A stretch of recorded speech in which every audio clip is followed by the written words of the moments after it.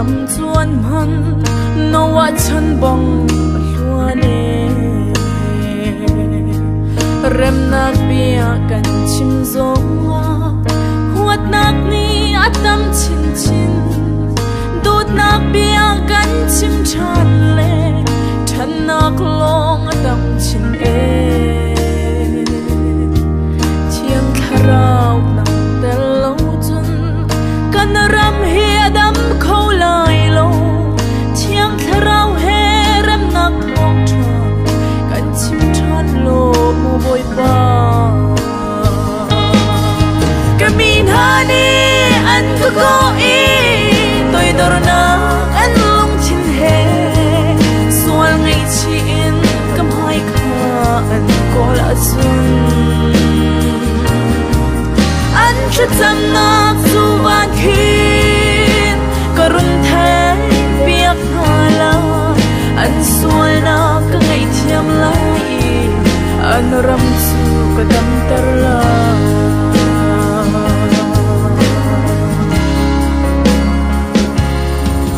mo boy pa kan ram ni hin dam na kam hu kho nak na mit hi he thang ka cham lai kan ram hi dam lan tiang in kan ram swal na pial te hi mo boy pa kan ngai thiam lo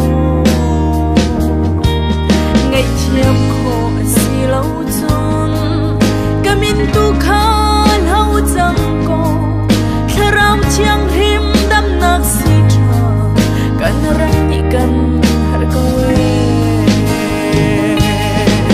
kamin hani an ko e tôi dor na an long chin he sual ngai chi in kam hai kha an ko la sun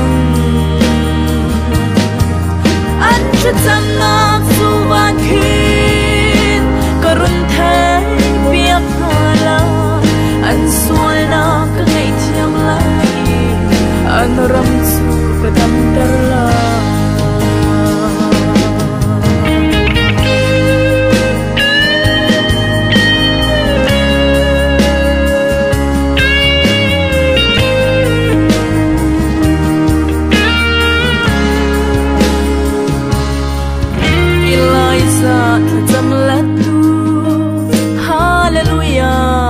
boy pa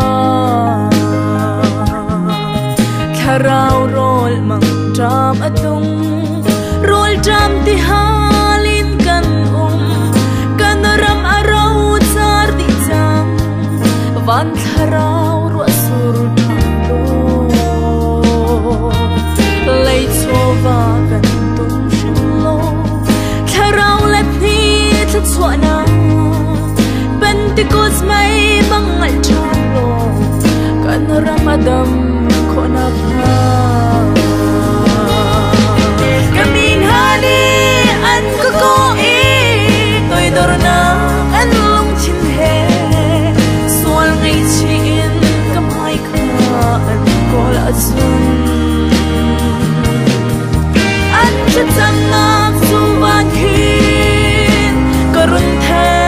piak hala an sual na ka ngai thiam lai an ram su ka dam tar la kamin hani an ko e tôi dor na an long chin he sual ngai chi in kam hai kha an ko la sun an chut sam